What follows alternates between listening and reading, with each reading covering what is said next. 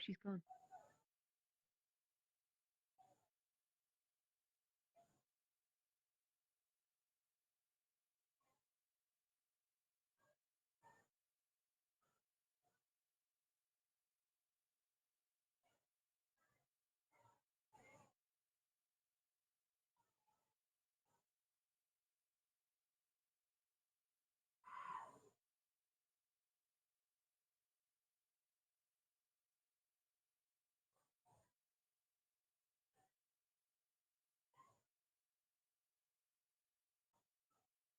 Hi everyone. Emma, are you still here with us?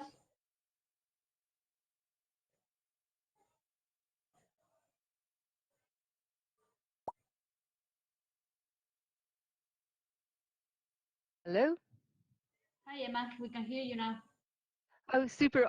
Apologies, everyone. I lost connection there for a second and you all disappeared on me. Welcome. I'm just going to reorientate myself again. My name is Emma Geoghegan. Welcome to the virtual campus of the Carlow Arts Festival.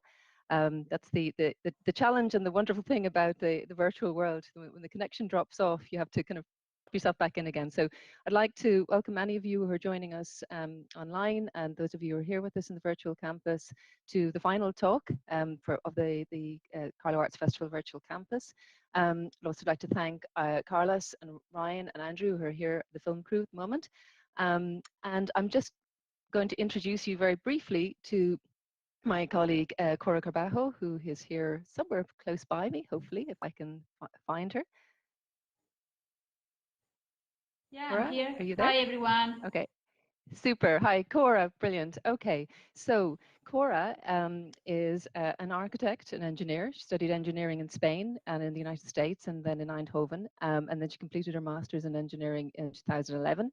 She then moved to Ireland and studied architecture at TU Dublin and began her professional career in practice with McCullough Mullivan Architects and becoming an associate and then the practice's BIM manager. We'll go on to talk about a little bit about BIM in a second.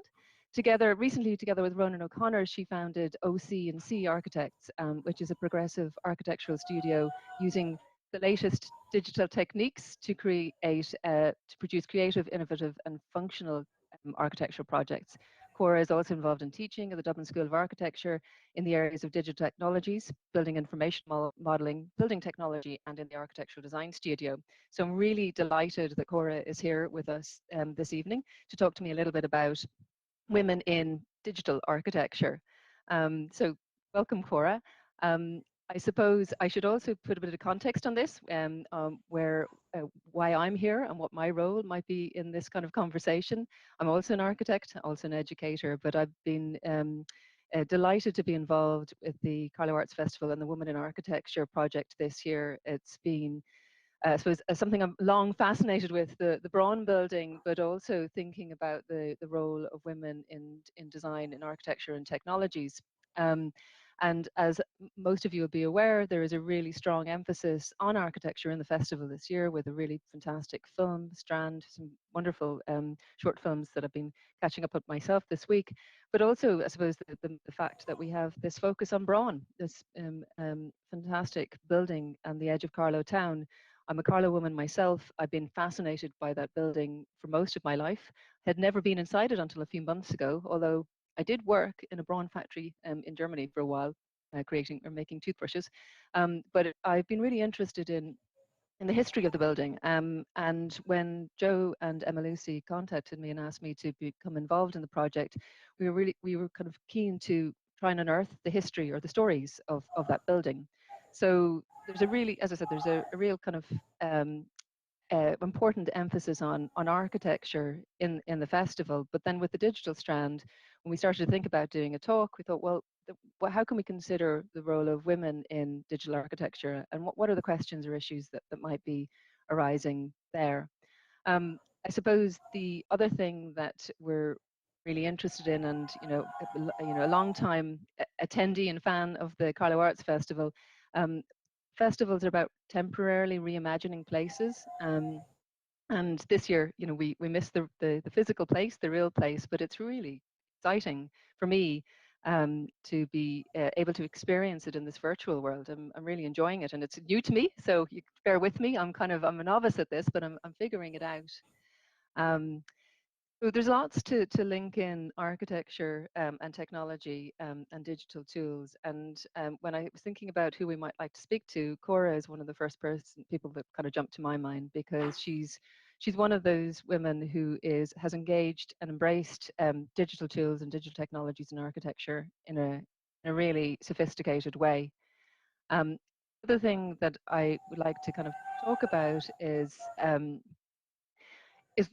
this issue about women in architecture and representation in architecture. And anyone who knows, is familiar with the field will know that that whilst we have about 50% of our kind of students and graduates are female, typically there's a drop off. And actually in the film that's running in the festival about Dagmar Richter, there's a statistic about within a decade of graduating, 30% of architects will have stopped architecting, and that's maybe because there's this notion that practice is defined in a really traditional way. This is another nice segue into why we're kind of how this links into the Braun project, because through the research that we've been undertaking for the Braun archive, we uncovered the fact that the building itself was designed by a woman called Angela Jupe, and this came to light through a phone call to Joe Mangan. Even though we'd been aware of the design team, we weren't aware that the lead architect had been a young woman, and that'd be unusual now. It was very unusual in the 70s. But I mentioned it about this thing about what architecture practice might be, because Angela Jupe moved on from architectural practice and it's carved out a really successful career in another field, in this instance in horticulture. So I'm really interested in this idea that we expand our notion of what it means to practice as an architect. And Cora is someone who does that. So Cora, tell me, how did you get interested in digital technologies, and how do you think about how did you first start using it in your practice? When you considered taking on further studies and exploring this as a technology, what did what inspired you? And actually, what you might do is very quickly kind of introduce the kind of what BIM is, building information modeling, and how we use it as architects, why it's relevant to this kind of this digital virtual world that we're in at the moment. Thanks, Emma. Thanks for inviting me, and I will just answer your very interesting question. First, just for everyone who doesn't know what BIM is and what it means. BIM it stands for Building Information Modeling, and it's basically in standard words, it's basically the creation of a 3D model that holds all the information that you need for the construction, and most importantly, the management of a building during their life cycle. Okay, and if you think in architects, you usually think that what they do is they do drawings and the specifications, and they produce all these different documents that someone has to coordinate to be able to after build these magic things that it could take up to many years. And that is a lot of energy what you put to do all that amount of work. And what the new digital technologies are trying to do is trying to help us to coordinate all that information in only one place. So it's much easier for everyone to find what you're really trying to look for, to coordinate it so everything matches and you don't have many drawings that they don't match, and also to share that information and collaborate with other people. And that's the big force about it. So after, yeah, sorry. I was just going to say, so yeah, the whole collaboration thing is a really important part of it as well, and that one of the things that's become, it was really clear to me in watching everybody work and develop this project is how important collaboration can be, and that collaboration in a digital world is the same but different to how we might consider collaborating in an analog environment. But I asked you how you got interested in this. So what was your kind of, when you graduated, when you thought about how you might architect differently or think about developing your practice, what drew you to the digital realm of architecture? It's kind of funny that you asked that, because I wasn't interested in digital technologies at all. I never thought into going into that affairs. And after I I graduated and I become a graduate architect in Macron Moving Architecture, and it was clear to me that it was a massive gap and a massive need for someone to understand these technologies and bring these technologies into practice. At the time, Macron Moving had used some of the BIM softwares, but they were not really doing what they call BIM Level 2, which is all this collaboration, all this organized collaboration. And at the time, the public projects and many universities were asking for, for, uh, for the projects to be done in these technologies.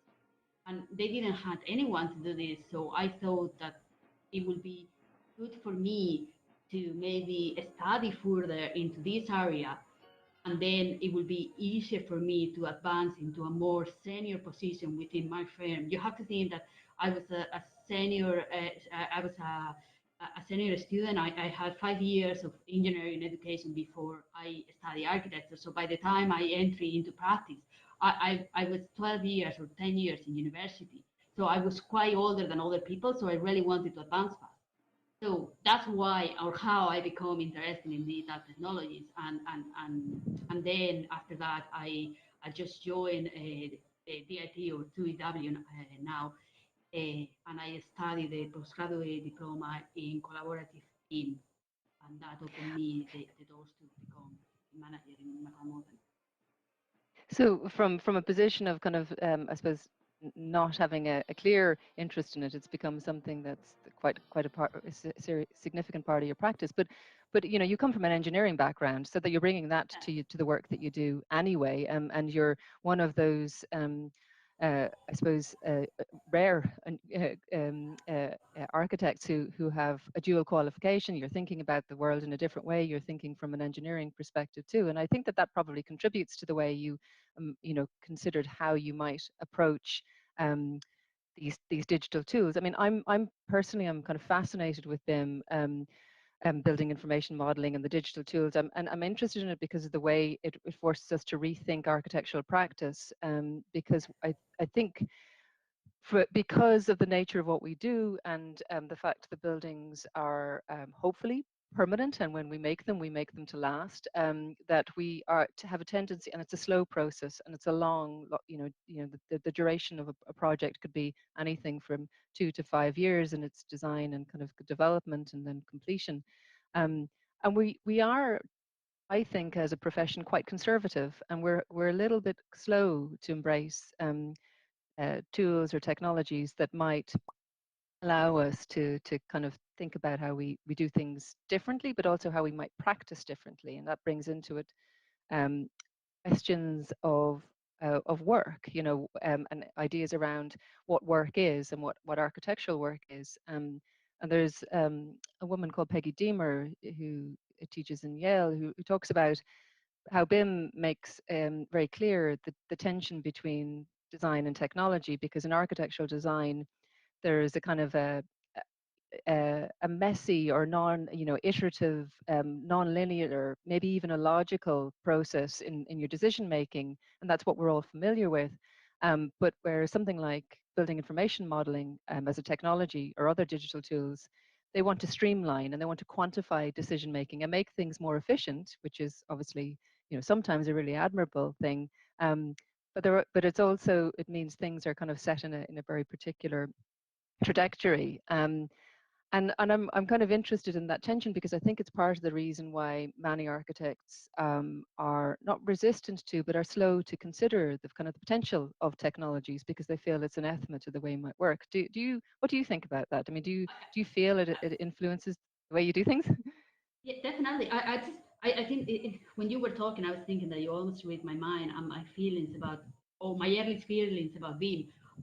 When I was in college, I actually did a course in BIM, but I was never interested in digital technologies or in BIM, because in BIM you draw things as an object, which means that if you want to draw a wall or a shape, you have to know what it is. But as an architect and as a designer, you like to design without thinking what it is, without thinking in the technology that is behind that object. You just create the form, and after you evolve it to be something that you can build. And that's a real constraint when you are drawing. So basically when you pass from other softwares to these BIM softwares, you need to change the way that you think, and you need to change the way that you work. And I think that that's the biggest barriers to architect, that you completely need to change your process.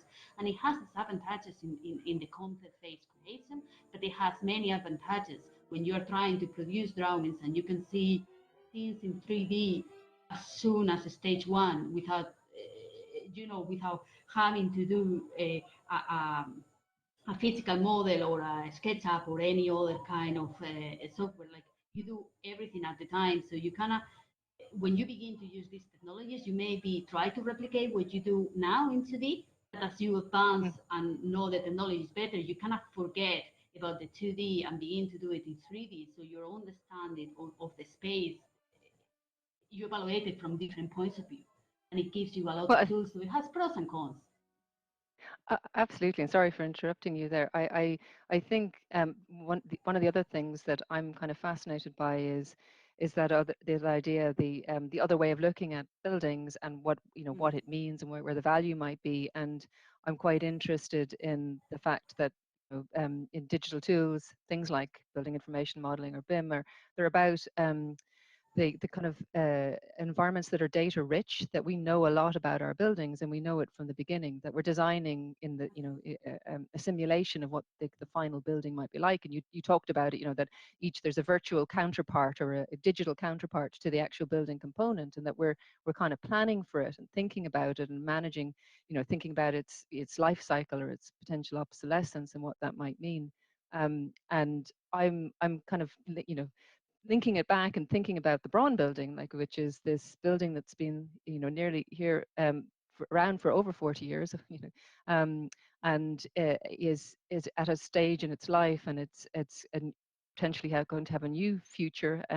We don't know what that's going to be, but there is a value in that, and there's a value in the material and the structure and the services and everything that's in there. And when that building was designed, it is all on the drawings that are actually in visual in the Braun archive at the moment.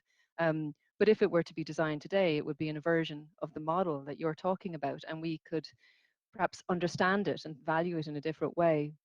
So I'm really interested in that, because I think it does start to make us think about our buildings as more than aesthetic objects, more or places that we're in, or functional spaces. Do you use BIM in that way yet, or do you know people who do that, to kind of who engage with the kind of the potential of that data that's embedded in it? Yes, I am involved with Trinity College in the development of the Printing House Square, which is a building that is being developed in Bean, and we are inputting all the information into the model so they can maintain the building. They can maintain the building during the cycle life with this model. And what you do with this model, they have huge amount of information, but you also put information for maintenance. For example, you can put that all the light bulbs in the building, they need to be changed every 2 years. And this model that is in a software, at the day that these bulbs, they need to be changed, it will give you an alert to the maintenance people and say, okay, you need to change these bulbs in these rooms, So there is it's a real asset to the maintenance of building. And this is something that is still in a trial period. Like I don't think that there is a right or wrong way to do it. Like, everyone is learning what is best for maintenance and the management of building. But it's not only that cycle life where you have all the advantages, it's also refurbishments of buildings in architecture, having this 3D model that is an asset where you know where all the services are. If you need to modify this building for future use to be able to embrace more people or whatever you're trying to do, you're not beginning from zero. You're not surveying again the building. You know exactly how it has functioned. You know what areas of the building may be in less function because you can put even sensors in the building. It's It building. gives you that opportunity to Yeah. imagine other ways of thinking about using the building and planning it. So no, I mean, I think it's really important. I mean, it's critical now, when we think about the embodied carbon, and the kind of the value that our buildings, existing building stock, have, and that we need to be thinking about reusing them and being very careful with them, so that embracing tools like this to allow us to do that. I might backtrack a little bit though, and think, because you talked about the distinction between the digital model and conventional approach to design, architectural design, and the 2D drawings. And in finalizing the exhibition of the Braun archive, and thinking about and looking at those lovely drawings, and those drawings, for instance, that Angela Dupe did, of the elevation of the building, um, that having those artifacts, those physical things, and being able to touch them, there's that kind of sensory quality.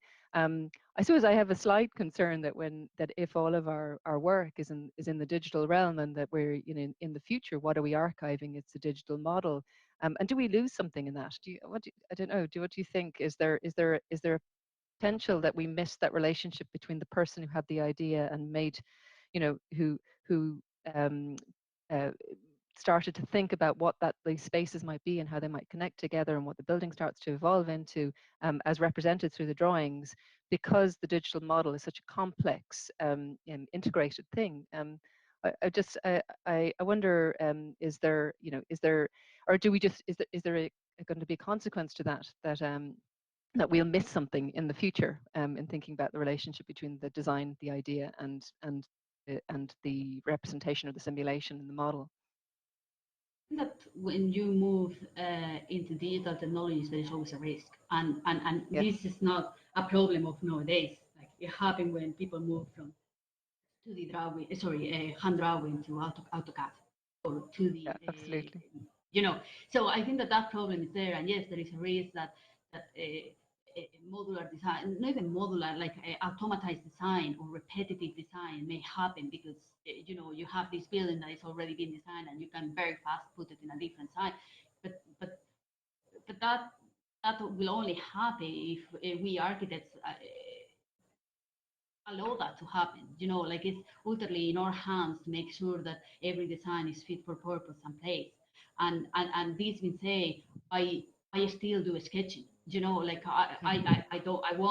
I won't do a drawing like a construction drawing by hand, but I still sketch my concepts, and I still think about it in a paper. Or actually, I don't do it in a paper, I do it in an iPad, because I draw in an iPad digitally. But it's the same. You don't eliminate that. You just make the process more efficient with this tool that allows you to coordinate automatically your drawings.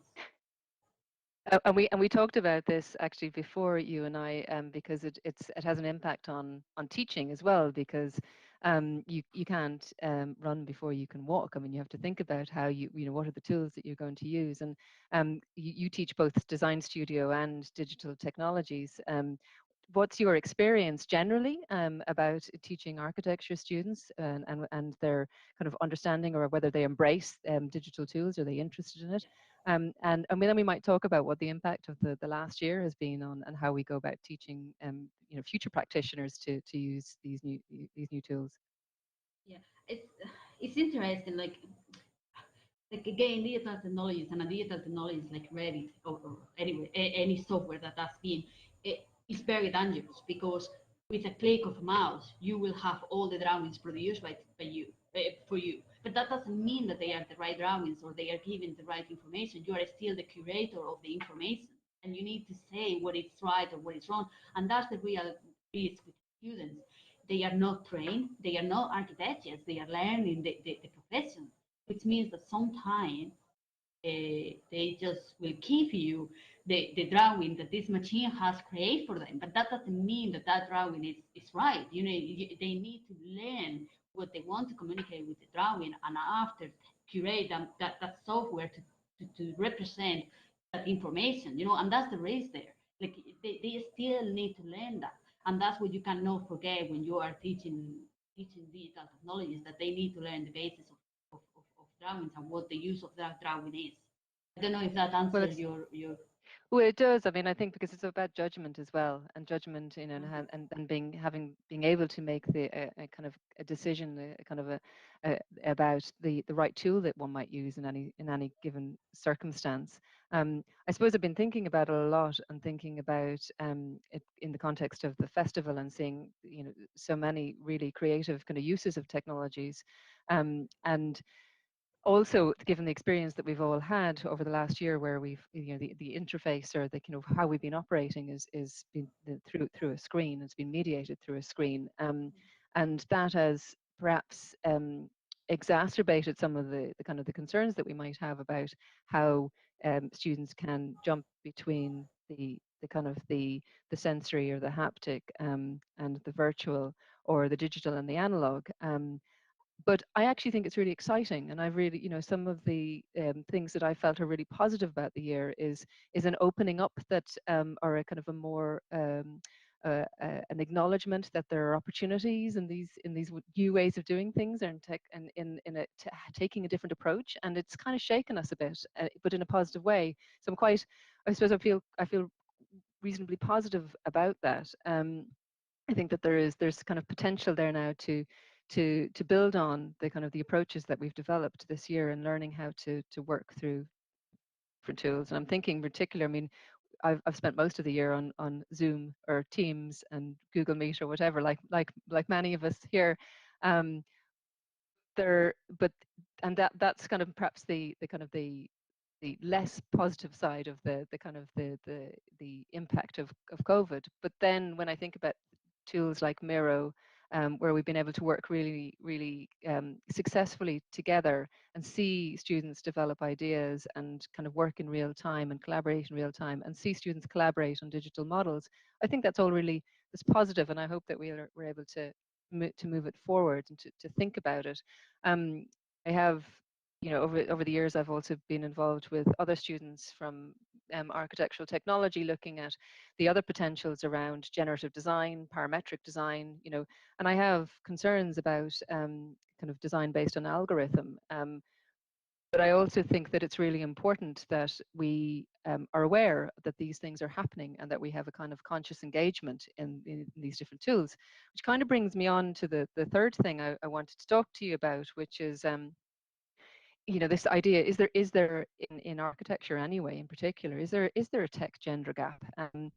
You know, started at the beginning, when I introduced you, I talked about, I suppose, my interest in thinking about women in architecture, and the fact that I am, you know, I have um, been aware since I was a graduate myself that there is a drop off in you know, practicing architects, female practicing architects, and where do they go and what are they doing? And increasingly, I think, just doing other things.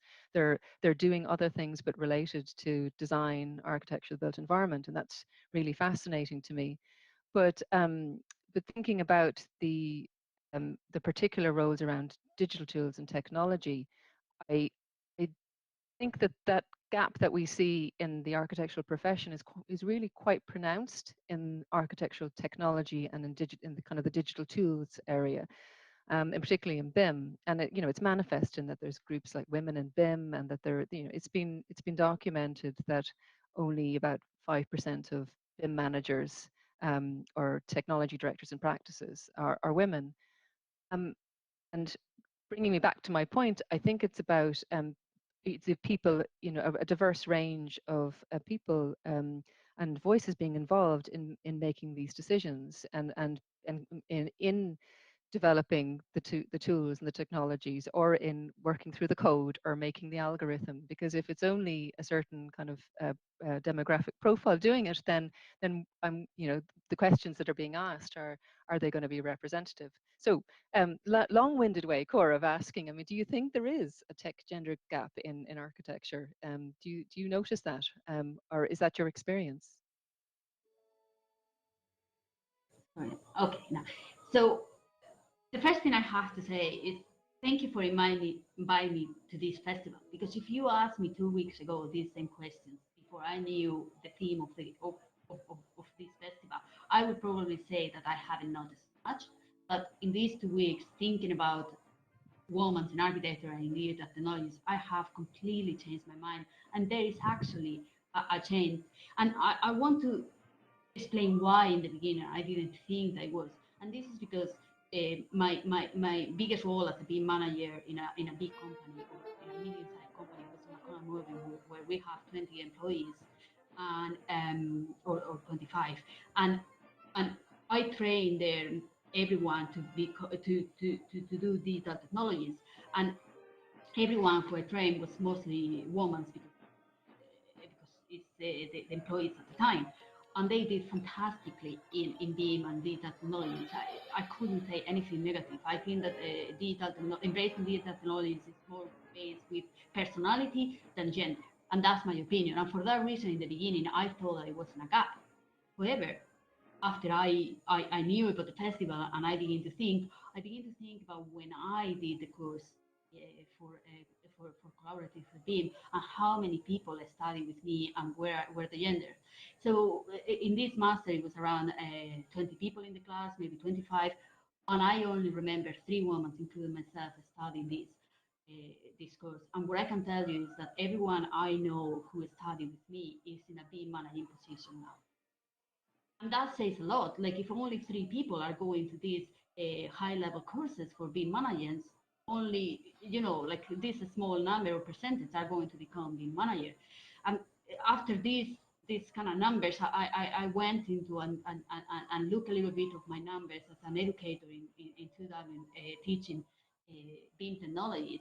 And I realized that this year in the class, we had 80 students, and 20 students asked to learn about these digital technologies, but only 8 women were asked to learn about this. And this is really surprising. We are talking about a technology that I am sure is going to take over how we do architecture. I have no doubt.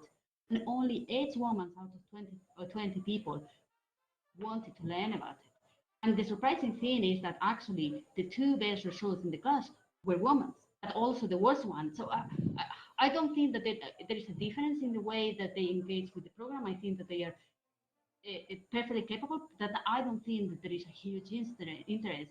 And if you're thinking that in our profession, in senior positions, the senior positions are mostly occupied by men.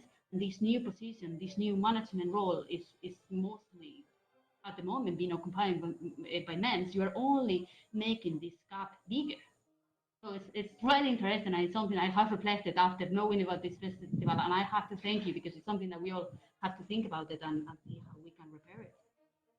Well, I think that that's nice to hear, Cora. But I think it's a bigger question about perhaps engaging with our female students in architecture, and perhaps demonstrating to them what the kind of the potential or the value of this as a kind of as a route might be. But I think you make a really good point, because it's not just about gender equity in architectural practice. It's actually about the question about career sustainability, or even talk about the kind of pay gaps. But it's that it typically the BIM manager, the person who's kind of taking on a technological role, or the technology director, they're going to be at the higher end of the kind of the salary scale. They're going to have more of responsibility. They're going to be potentially at the management table in a practice, and that has an impact. It has an impact on the projects that happen. It has an impact on how the projects develop. It has an impact obviously ultimately on the types of buildings that we make, and it does come back to that question, or why is there, why are we concerned about the fact that there is perhaps, or there is a fall off in women practicing in architectures? Because if we want a built environment that reflects us all, we need the kind of the design practitioners to be representative of that, and I think it's really important. And it's kind of like technology or BIM, building information modeling, is like the pointy end of the stick. It becomes the point where you see, okay, it's really quite pronounced there.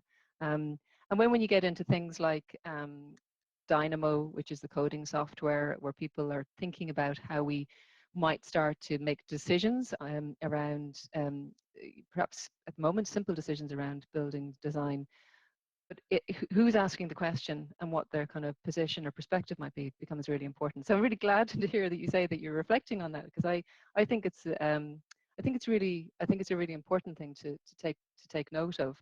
And I might just kind of bring it back, because one of the other reasons why I was interested in this topic is because I think that for architects, we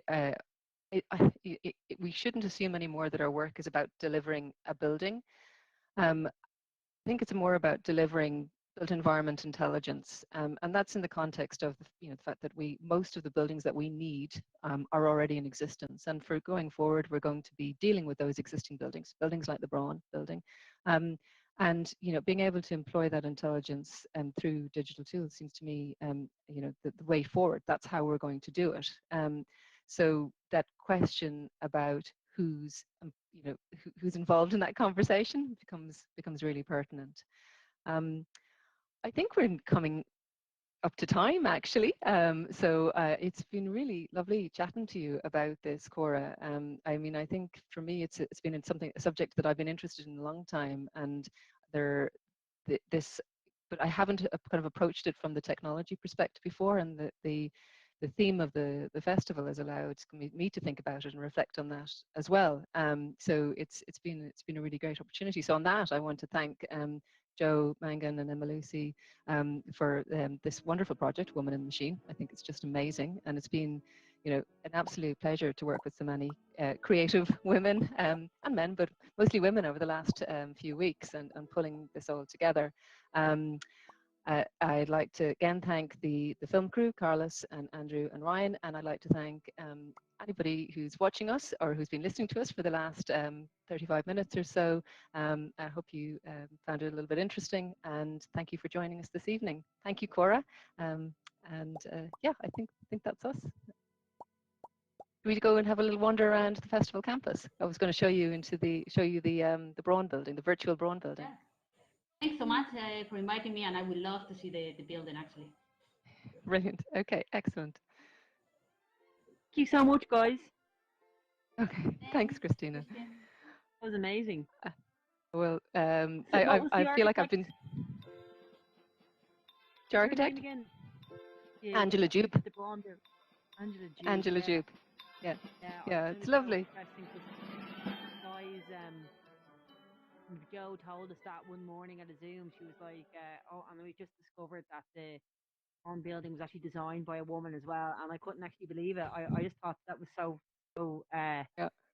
amazing for the project. It was just kind of like. When was the time of the building actually, Emma? If you don't mind. 1973. So early, but very early, and actually I didn't believe it. So my reaction was, no, that's not copyright. But then we went back to the archives because the IDA didn't have the records themselves. We went back to the archives and found the drawings and the planning application, and it's just wonderful and really great. You think about it, actually, we have actually Ciara here, who's a female digital architect. It's Anime here. She designed the space. Oh, absolutely. Hello, where's Ciara? I'm going to have to turn around. Ciara's there. Hi, Ciara. Well, this is she's frozen there with her back to us. There, I can see. There she is. Yeah, hi, Ciara.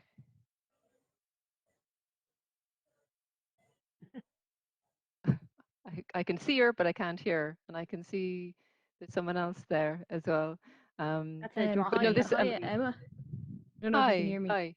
It's actually Anime. You might notice it's a familiar voice with a strange Anime, name. I do recognize. Oh, how lovely. Hi, Anna. Do you know what, Christy? I should have asked any questions, but Anime, it is great to have you here. Fantastic. I have to Anime say, is one of. Fantastic. Go ahead. It was really fascinating talk, considering I'm working on my master's thesis is I'm working on how technology can be used to improve accessible design. And also I was fascinated to hear that Braun was designed by Angela Duke, because I'm somehow very distantly related to her. So. Oh, no way. That's really interesting, Anime. Fantastic.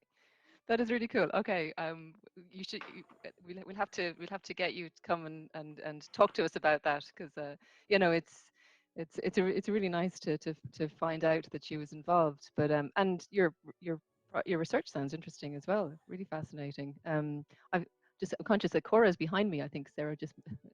I'm not very good at navigating around this, Anime. And we were just going to say hello to Ciara and congratulate her on this lovely environment that she's created. I think it's just fantastic. Oh, can you hear me now? Sorry, I've been trying to get my mic We sorted. can hear you. Yeah, I can hear you, Ciara. yeah. Yeah. Sweet. Hi. Hi. There's lots of female architects here. Yeah, it's I have to say this is new for me because I haven't really engaged with a virtual world like this, but I'm really enjoying it. It's brilliant. I really like again exploring, and you've done such a great job at replicating the space and the building, the Braun building. We're going to go and have a look again in a minute, but it's really cool. Cool, yeah. I mean, obviously, the kind of cardboard look things. That's using a social VR environment like this, you have to be really conscious of space. So it's kind of trying to find tips and tricks and things like that you can, try and give a sense of a building without actually, going around and actually creating the whole thing. But you got it's funny, you can kind of feel like the proportions feel kind of right as well, like and maybe it's because I know that space relatively well, but I thought, oh yeah, this it just gives you this kind of different experience of it. But no, it's cool. So we were just going to go and I was going to show Cora around the Braun building, if I can remember how to get there, Ciara. That's the next question. And Anime, if you'd like to come with us, it'd be lovely we can follow you, Christina. Yeah. It's this green ramp straight ahead of us here. Okay, excellent. You have a button on your you might be able to move a little faster. F, isn't it? I think that's the one I figured out.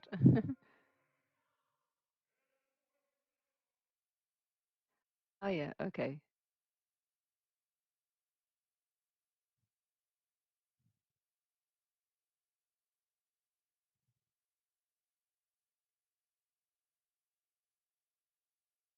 So we click on this.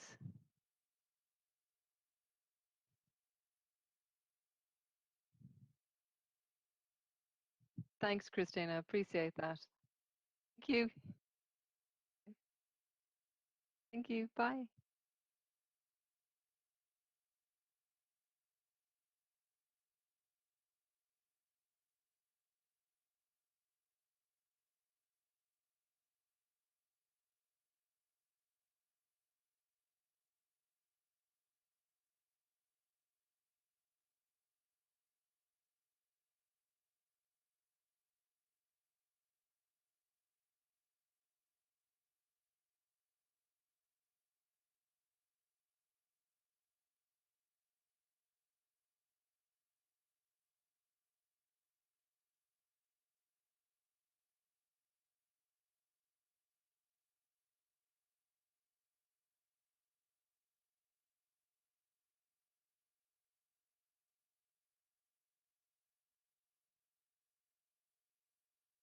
I was actually in this yesterday. Are the structure of this representative of the actual structure? It's quite close, actually. I'm quite impressed. I think the way the beams are created and everything. To me, it looks quite familiar. So, Anime, you should have a I've look never at the been drawings. inside Braun, so No, the drawings and photos are online now, so you can have a look at them. oh, okay. Yeah, with this building, and there was actually I had an architect's model of part of the building, which I kind of ripped apart a bit, but then I had all these reference photos, and I thought at first, did they actually want me to, make the building properly? Because, it's not going to fit, and you can't really put a full proper architectural model to scale, all the parts that involved. It would be way too big for a world like this. Oh, so I ended up just kind of making bits and just sticking them in and, to give a sense of it, Well, you just have to give it enough of it, don't you? Was that wasn't the model that the students made, was it, or was it a different one? It might have been. I had a folder full of reference photos, and I grabbed a model from that. So that was that was one that one of the students made last year, actually, for another project when they were exploring this building. So that's great to hear it was of use. Yeah, to start off with, sure anyway. Where it had come from, so I took bits of it, but I mean, I didn't want. There was a lot of detail that I didn't need, so I kind of just took the main shape really, and then added these bits that aren't really in there, but just to kind of try and give a sense of the building. Yeah.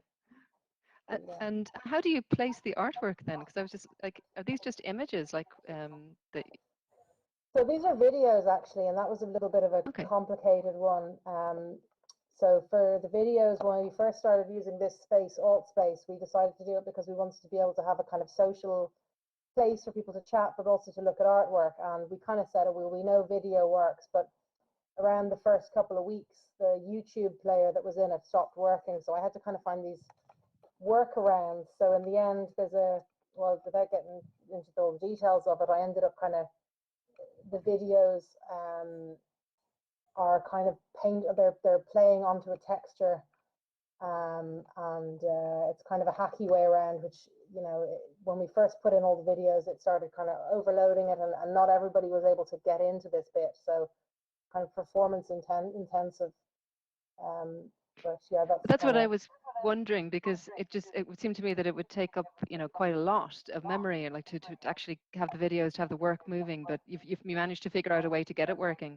Well, I did, but it was a kind of a compromise thing that initially we were having a lot of problem with older machines and headsets that people were not be able to get in at all. So we toned it down a little bit, but you know, there's a balance thing. You can have there's things that are very performance intensive just to draw on screen, and then there's also the download cost. So if you have a big file, like the images and the audio, they're all files that are kind of built into the world. So anyone who wants to come in has to download the whole thing. Doesn't matter if you ever listen to it or ever look at the image, you know, it's there. You have to kind of download the whole package. So the video, the size just gets astronomical. So I have those streaming kind of built into the world. If there is a reference to where it's hosted and the sort of streaming. So those things aren't downloaded, but they do take up a lot of performance to stream. So there's kind of a balance going on there. But I tried to make it so that most people would be able to get in and most people would be able to have a look at it. But that's why this world is kind of separate to the other one, because this one was dragging things down a bit more. So okay. sure that the talks could kind of go on, even if you weren't on the best machine, you could still get to the talks. But obviously as well, I've compressed the quality of everything down a lot. So obviously we're in a cartoony world.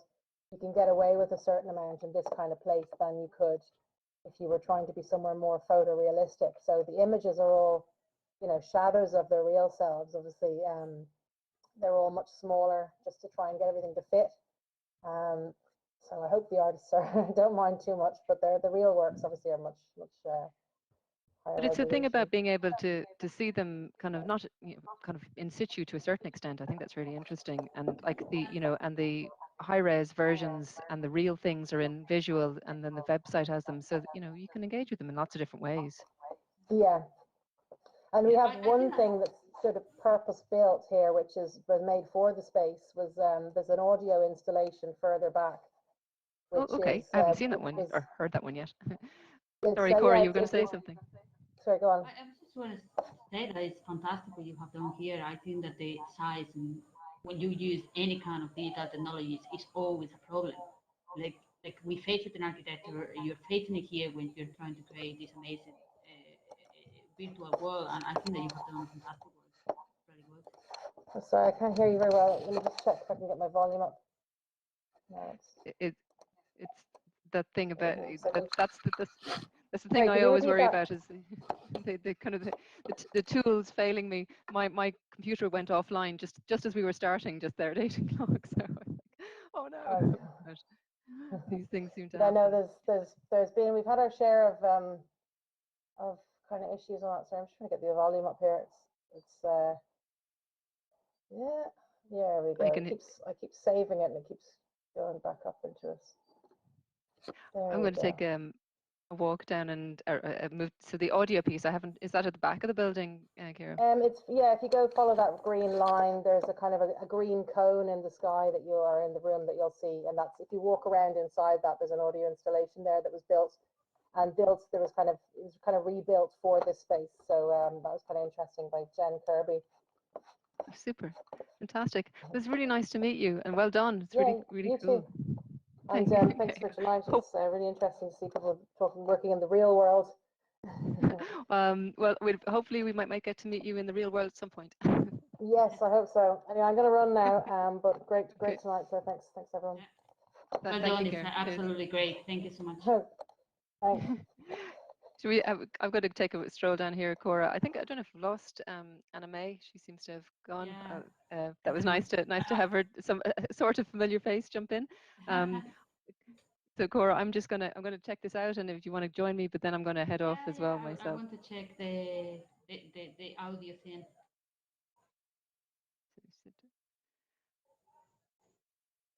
How was the exams today in the university? All good. So good to be all done, which is nice. Very successful. So yeah, no, it went well. It's been a good old year, Cora, I have to say, considering the challenges. The circumstances, it was really weird. Yeah, no, we were all, I suppose we were pleasantly surprised at the fact that the year went as well as it did, and students worked really hard. Everybody worked really hard. Colleagues, everybody. Yeah. So it's all good. Is this the space that she said? I think so. Yeah.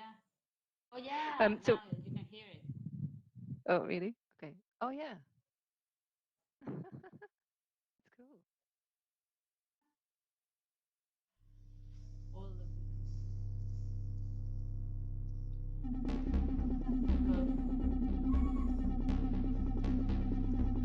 The systems.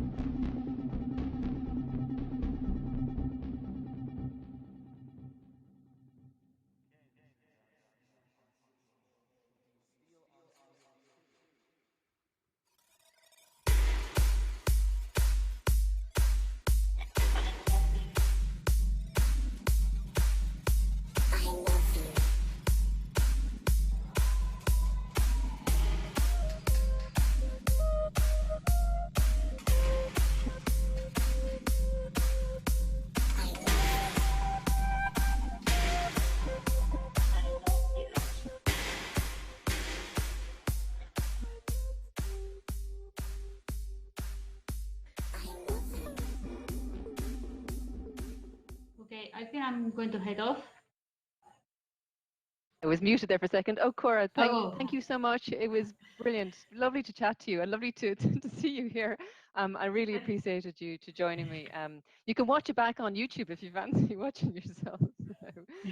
We'll see. I always find watching myself very weird because my accent is so strong, and when I talk, I don't recognize that it's so strong. And after I watch me, I was like, oh my god. Oh no, absolutely no. Anyway, I don't like to listen back because I go, oh my god, did I say that? But no, it's great. I'm really glad that you were happy to join me, and I really enjoyed it. It was a really nice chat. So Yeah, you it should was check very out good, you should check out the website, and if you get a chance to come down to Carlow, if you fancy traveling, the exhibition will be on all summer as well. So I think and it's is it worth a having a look festival at. actually? So the building Braun won't be over the summer, but visual, it's all in visual. So you'll be able to see Oh, okay, that's the cool. works Yeah, there. I may go down for a trip. It would be nice to see it and nice to be in Carlow after all this year of so Well, many works I'm around. absolutely, and I'm hoping that we might be able to do something So if you do come, let me know. But I might be in touch with the team about catching up in Carlow as well. So Yeah, fair enough. okay, listen, have a Okay, lovely cool. evening. Thanks so much. Take care. Okay, you Bye bye. too. Bye bye. Bye bye.